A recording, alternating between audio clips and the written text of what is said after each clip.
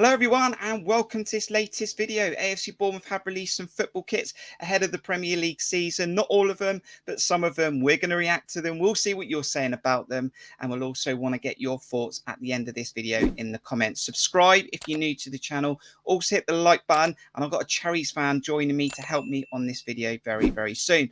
Now, this video is sponsored by Aquashine Exteriors, professional jet washing and cleaning services for all your driveways, patios, deckings, guttering, roofing, and much more across Bournemouth, Christchurch and Poole, including Dorset, Wiltshire and Hampshire. All links available to Aquashine are below in the description, including their website. Check out their before and after portfolio. You can also give them a call for a free quotation. Please do check them out today. So here we go then. Let's go check out those football kits for the AFC Bournemouth Premier League season 2022-2023. And I got a Bournemouth fan. He's going to help me. Let's get into it.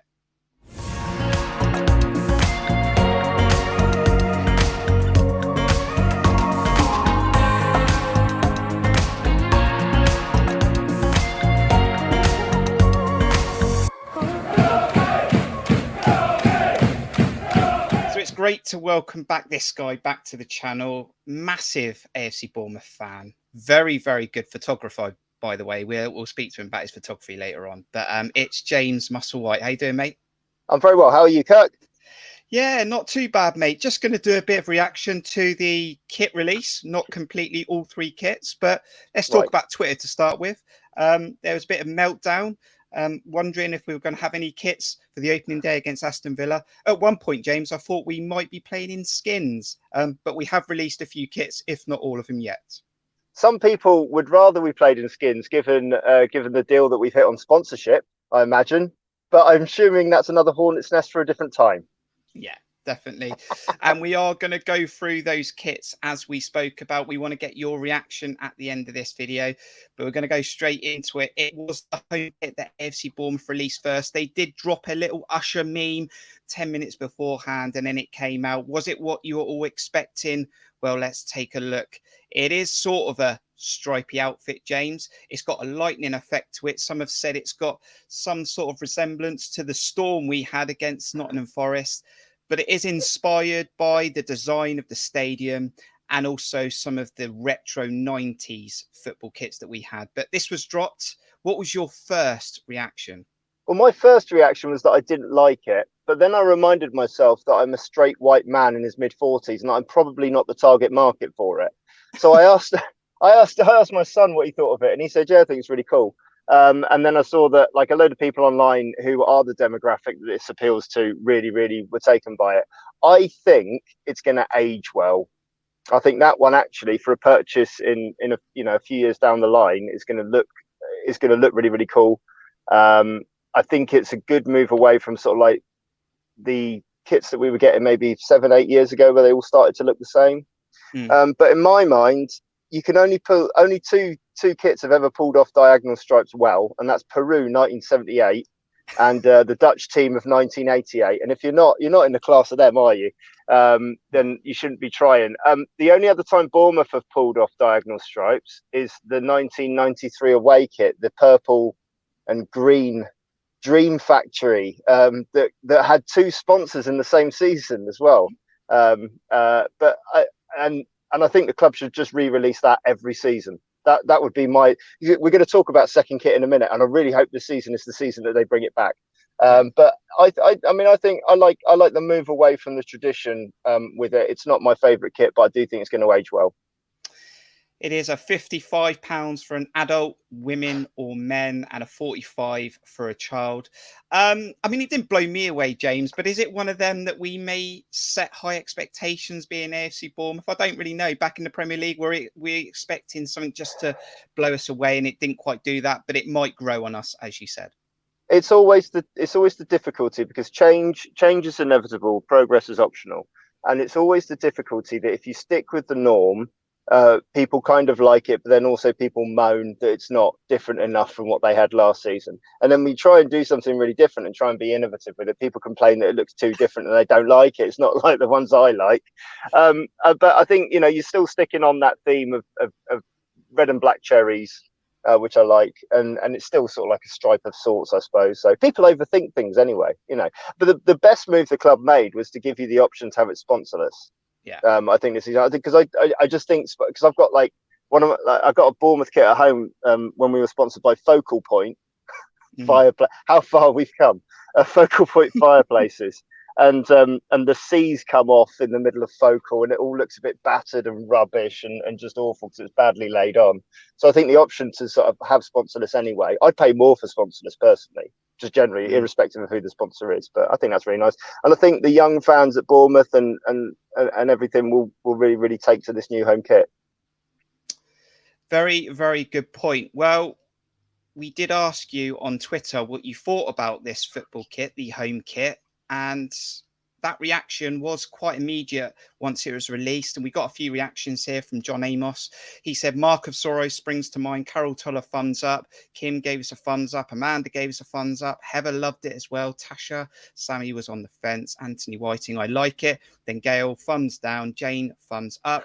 Louise wasn't buying into it, but like James, it might be a grower. Might be a grower, says John. Longy says no. Jean wasn't interested. Neither was Matthew. Tin Top Racer wasn't interested. Phil, Lee's the legend as well with a thumbs down. Cherry Blossom had a little bit more to say. Daniel Lee, thumbs up. Cherry Fanatic down, but loved the goalie kit. Paul Schwartz, thumbs up. 98 grad down. Sam Lundy down. So that sort of goes with the theme, doesn't it? There, James. It's a bit of love, a bit of hate. Can I ask as well? Well, yeah, a bit of love and a bit of hate. That's social media for you. That's Twitter in a nutshell. Stop gauging opinions on the Bird app. It's a waste of time. Can I point to one of those comments on there though? What is the relationship with the architectural design of the stadium? Is that slightly tenuous, or is there a reason? Can you put some meat on the bones for me on that? I don't know what that means. Let us know in the comments. But we don't know. We don't know. So whoever put that tweet, let us know in the comments if you watched this video. But we'll even ask James about the training ground maybe at the end of this video and just talk a little bit about pre-season. Okay. So we were expecting, before I do that, James, if I was to say to you out of 10 for that red and black lightning stripe kit, 10 being lush, 1 being not very good, where would you be at? I'm 7. Who cares? I mean, I don't.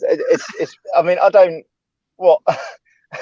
It's all right, isn't it? I'm sorry. I'm so sorry. That's such a terrible point to make. I give it a 7. Let's put right in the middle. 7. Okay. It's not for me. It's not for me though, is it? You're asking me to give an opinion and a score out of 10 for a thing that isn't for me. But 7. 7 was my favourite football number, so I'm not completely in. I think I'll like it as time goes on. I'm gonna go for a 6, just because it's my favourite number. So. The first Bournemouth player I saw play in 7, and he played in the 7 of us for a whole season, was Sean O'Driscoll. 7 normally sort of like that sort of a right winger, a real speedy. Yeah, no, I had Sean O'Driscoll my first season. Anyway, carry on. Brilliant. Sean was actually at one of the last games at Dean Court at the end of that's the championship season we just got promoted in. So it was great to see Sean. He was in the 1910 bar, so that was really, really good. Awesome. Right. So we would then expect James to have the away kit be released. No, this is AFC Bournemouth. We're going for the third kit again. AFC Bournemouth did an image of the lads training in Portugal saying, want to see the third kit? And it is out, the third kit. And I think this one is going to be better valued from you in a moment, James. And it is a very sort of just simplistic is probably the best word to put it, but bit of black, bit of white, bit of gold. Yeah, but you did say to me, I mean, this is inspired by the inclusion and everyone together, the campaign that AFC Bournemouth 100% inspired and back. James, we messaged immediately after this and you said, love the kit, by the way. It's not even about the kit. It's the message. Got it spot on. Yeah, it's not about the kit. I mean, you can't really, okay, you want to go to the kit slightly. It's got a maybe slightly passé gold and black bling styling color palette to it. I do like the design of the collar on it.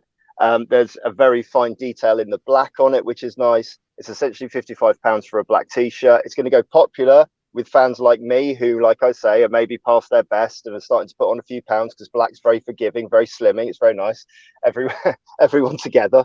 But if you do go onto the website and you do look into this Everyone Together initiative that was, I think, initially started by Eddie, there's a series of sort of like portraits and videos on there that tell the story of Bournemouth fans, and and it's a really smart. It says it's award-winning. It's a really smart initiative by the club to firstly tell the stories of fans and bring the fans into the corporate element and the social media element of the club. But also it gives them a bank of stories and a bank of media to use at different points of the year based on different initiatives that are drawn out in different months of the year. And if you go onto the website and just look into some of the stories, it sort of gives a platform and gives a voice and sort of shows that the football club is more than, you know, what goes on the pitch, and the personal stories behind. You and I will have this. You and I will have personal stories about going to watch Bournemouth, about friends we have that we've been to watch Bournemouth with, about family we have that we've been to watch Bournemouth with, and all the stories and the things that you share. And that's really at its heart what a football club ultimately is about. And it doesn't matter whether you're in the Premier League or whether you're following a non-league team. That's ultimately what the experience is there for. And as we move more and more into this digital age, we are moving more towards armchair viewership, more towards sensationalist media outlets and sensationalist sort of like output, I suppose, which drives different narratives. But really what football about is that community, and that's what's done so well. So it isn't about what the kit looks like. We did it a few years back with that pink third kit as well, which I believe, which had a message to it as well. And I think taking a chance on those things and delivering a kit that actually puts a positive message out for a football club, so that it still has those in this age where trust between fans is vital, shall I say, so that you don't end up with a situation like Blackpool had with the Oystons, so that you don't end up with a situation like Derby are going through, so that you do have transparency, so that you do have ultimately decisions made at the top that are in the best interests of a football club as a community, so that these things survive and go on and are passed down through generations, so that the next generation can enjoy the football club. Then it's only positive. And I think that the direction on the video that they released today and the choice of participants to use in that video was really, really smart. It was lovely seeing Jaden, lovely seeing, I think it's Brooksy's in there. Yeah. And lovely seeing all of the, you know, the diverse range of fans in there as well. Nailed it. Absolutely nailed it. And I said to you, automatically came to my mind was Energy Consulting. Remember a photo of Tommy Elphick, Matt Ritchie in that kit, and very reminiscent. I know some people have already said, you know, would have been nice with a little bit more gold around the badge. But we are sort of recording this, James, immediately after that release. So we're not going to be able to value the true reaction. But I've had a quick scan. A lot of love for this. Obviously the message, but more that, like you've said, it's just nice. They've also chosen to release like a goth-friendly black T-shirt on the hottest day of the year in the middle of a heat wave. But we're going to enjoy it, aren't we, come December when we're away at Chelsea, claiming our 3 points, 3 of our 6 points off of Chelsea. And I think we're going to look great in it when we lose 5-0 to Man City. Absolutely. And I thought, I've got to do this video in black, but you are right. It's about 34 degrees in my bedroom right now. So yeah, let's crack on with the video. So out of 10, might be a bit easier, this top. Oh yeah, no, I think I mean, it's 55 quid for a black T-shirt, but you're going to be able to wear it for years. It's not going to date. It's not going to, and I think there's such a diverse range of people that can wear it. 10 out of 10. I like the little embroidery bit on the back as well. Yeah, 10 out of 10. Spot on.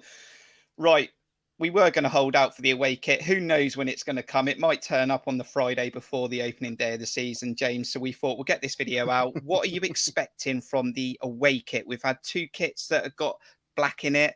Some people have said to me they're expecting a bit of white, maybe a bit of aqua. What are you expecting from the away kit? Well, first things first, it's going to be a light kit because Premier League colours are determined by light and darks, not by the hue and the colours that are used. And we have 2 kits there that will fall into dark category. So the away kit will be light. I'm thinking Southampton released an away kit that had all waves on it and was like blue and white. I think there's word on the street. I'm 44. God's sake. I used to be able to say that ironically. Now I sound like an idiot. The rumour is that it's going to incorporate some sort of palm trees because Bournemouth seaside beach palm.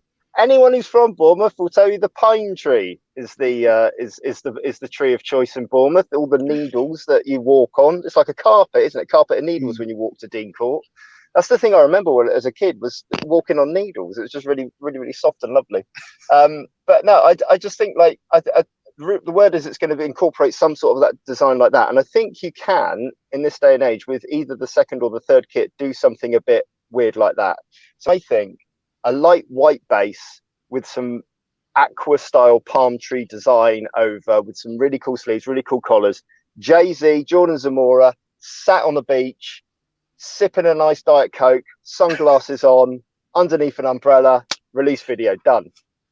That's was thinking what drink you were going to mention then during pre-season, but you got it out. You got it right. Brilliant. I am actually, I don't mind a bit of white. I like white. Yeah, I like the white one last season that we've got and we had, and I like aqua. So we will see, and we'll see if James is spot on once that away shirt is released. Now, we have got a bit of a giveaway for you now, guys. Thank you everyone for checking out every video we have on this channel. But our sponsors, Aquashine Exteriors, they are doing a giveaway. And if you want to be part of it, this is what you got to do. They're gifting £25 from the AFC Bournemouth store, so you can put towards a new football shirt. But what you've got to do is you've got to 100% be an AFC Bournemouth fan. You need to subscribe to Cherries Red Army, hit the like button on this video, and we want you to comment below with your full name, voucher. You can also let us know your favourite kit. You will need to do this before we issue the winner with the £25. More details in the description below, courtesy of Aquashine Exteriors. And also, James, if you want to take part, feel free to comment. You can get involved with a chance to win £25. So make sure you do that at the end of the video. James, I've got you on the video. It's been great to have you. You always bring a smile to my face and make me laugh. It's pre-season. We've signed a few players, not spent a lot of money. We've got some diggers down at Camford Magna. They're in Portugal training. How are you feeling about pre-season? We're only about 3 or 4 weeks away now from Aston Villa at Dean Court on the opening day. I quite like pre-season. I have fond memories of pre-season. Like, I have fond memories of cheap tickets and like a very relaxed feel to games and not feeling on the edge of my seat, really. I was going to go for one of the mascot packages for one of the big games that are happening down at Dean Court. But I mean, it's a tricky one, isn't it? Because I don't think it's a tricky one. There just doesn't seem to be a lot of movement anywhere, really, in transfers. I think the overwhelming thing I've got, without thinking about transfers or pre-season or anything too much, the overwhelming feeling I've got is a little bit of standoffishness with the season ahead. There's not that excitement that was there when we first went up, for obvious reasons. But I think even in that time, even in the period of time since we got relegated from the Premier League, I believe the Premier League has shifted. And I think it shifted when we were last in it. It was 3 leagues in one. So you had your bottom 5, your top 6, and then you had everyone else in the middle. I think the league now is really like the top 4 and everyone else. I really do. And I think that's the difficulty for me, is that we're going into another season, as I alluded to earlier, where you're like, I'm not looking forward to going away to the Etihad. I'm you know, but I think within that, I am interested to see how Parker applies his methods to the Premier League. And we have had a spoiler as to how that might go based on Fulham's season in there a couple of years back. Yeah. But sorry, I cut you off. No, that's right. They only scored 27 goals. So my first aim is that we need to score more than that. I was going to say, as you touched on the top 4 there, do you think it's just down to money that they've stretched away from the rest of the pack? Or do you think it's just they have a better model and have better planning and they're buying the right players to meet that model? No, absolutely not. It's an example of capitalist society. It's a perfect case study. Because it is, the rich are getting richer, the poor are getting poorer, and you kind of feel like you're grateful to be in there just to get a bit of fruit from the tree. You know, it really is. That's why the Super League was invented. the Super League wasn't a thing that they wanted to do there and then. That when they put the Super League out, they were basically saying, yeah, this is what we're going to do. That was market research for them, just to see where the market was in that point and what obstacles they had to overcome to get the Super League over the line. All that's coming, and that's why the community initiatives, like everyone together at Bournemouth, are so important. I don't want to sound like a downer, because I am excited. Like, games are more accessible now for people like me who don't live in and around Bournemouth. Okay, so I can watch more games. I can be more involved, with the club in terms of match watching. We get to play the big clubs. We have the ability now with the finances to bring in, bigger players, better players. We get the opportunity to see how the players that performed really well last season perform this season. But I don't know. Like I say, I don't want to sound like a downer. It's because I think the journey that we had on Bournemouth as Bournemouth fans to get to the Premier League in the first place was the ultimate thrill ride. It really was. I will be interested to see I think that's probably the positive spin I want to put on it. I'll be interested to see what lessons Parker has learned from his season in the Premier League that he can implement on this very talented set of Bournemouth players to make us finish 17th or above. Exactly my thinking. And I was going to ask you your early prediction of the league table, but you've just said 17th. I'll take that all day long. Every season we were in there, you're just looking at that and you're thinking, what 3 teams are worse than us? Yeah. You're looking at the start of the season, aren't you? So, but anyway. Going to need a couple of signings as well. We're looking at Tanganga. I think Phillips still is quite tough. Maybe he's got other options. I'm hearing he likes it down south, but maybe he's got other offers on the table. We're going to need a serious centre-back alongside Lloyd Kelly. Do you have any thoughts on some of those positions? Maybe back up to left-back as well. Still need a couple of decent players to come in just to strengthen this side even further. It's weird, wasn't it? Because centre-back last season was the season where we had like 6 really like international former people that have been to the World Cup, players like Mepham, and then we had players like Ibsen Rossi, who was looking, really good. I still like, I've been saying it for 3 seasons. I still think we need strikers, but then I've just got this very traditional mindset as to how football should be played. And obviously Kiefer Moore at the moment is average for Bournemouth. What is it? A goal every 15.5 minutes? Yeah. So if we play him for full matches, we'll get there. But he's been there as well, hasn't he? Before. So I think, and he's a great option to come off the bench. So I think that's a massive signing for us to sort of come in. Obviously, he's going to have a couple more signings in there. Be interesting to see how Brooks comes back in. But with regards to if you want someone to give predictions with regards to having their finger on the pulse of the transfer market at the moment, particularly with overseas signings, I ain't the guy. Well, this has been a fun video. We hope you've enjoyed it. Make sure you hit the like button, subscribe to Cherries Red Army as we prepare for the Premier League, and get those thoughts below in the comments. Remember to enter for that gift giveaway from Aquashine, £25 gift card to the Superstore. Make sure you put voucher and your full name. Look, James, I'm also a big admirer of your work that you personally do. Really, really good photographer. Tell us a little bit about the YouTube while you're on, and also some great stuff you're doing on Instagram, because James Musselwhite's details for his photography will be in this description. Go check him out. But tell us a little bit more, James. Yeah, we opened a studio in the middle of a global pandemic and financial crisis. We thought that'd be the best thing to expand the business to an outside studio. So we've got a studio over here in South Hampshire, I'd like to call it. Quite easy to access. We're running throughout the summer holidays. We're running sports star takeovers. So you can bring your kids who are into sports into our studio, and we're going to give them a Premier League style makeover. So you see all those little videos they have on kit releases. We basically do that with your kids, and we use all really, really cool creative lighting. We blow in some dry ice. We get them to do some keepy uppies or whatever sport they're into. We do it with dancers, gymnasts, rugby players, the whole 9 yards. And we give them a 1-hour experience with us where they take over the studio. And it's a great day out for the kids, and they get really cool images. I never had any images of me playing sport as a kid. They just don't exist. And I really want to not only provide those images for children and for parents, but I want to make them Premier League quality. So that's the thing. I've contacted AFC Portchester to see if they'll let me shoot Brett Pittman for because I said he's going to score you loads of goals. So can I do some gifts for you and some good photography so you can celebrate it? And I've not heard back. No. So if anyone from AFC Portchester, I'm gonna call them tomorrow. But yeah, so that's what we do. So you can follow me on the Instagram at Musselwhite Photo. Follow me at Twitter if you like.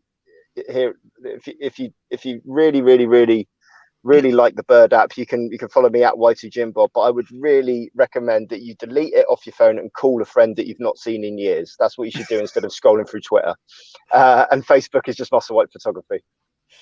And all of that will be in the description below. Go check it out. I'm glad I asked, because some great stuff you're doing, James. Look, more importantly, or just as important, you're a big Cherries fan. I'm looking forward to catching up with you during the season. It's been a fun video. Look after yourself. All the best, mate. Thanks for asking me. And we'll see you on the next video. Lots more content coming on Cherries Red Army. Thanks for checking this out from me and James. See you on the next one. Up the cherries.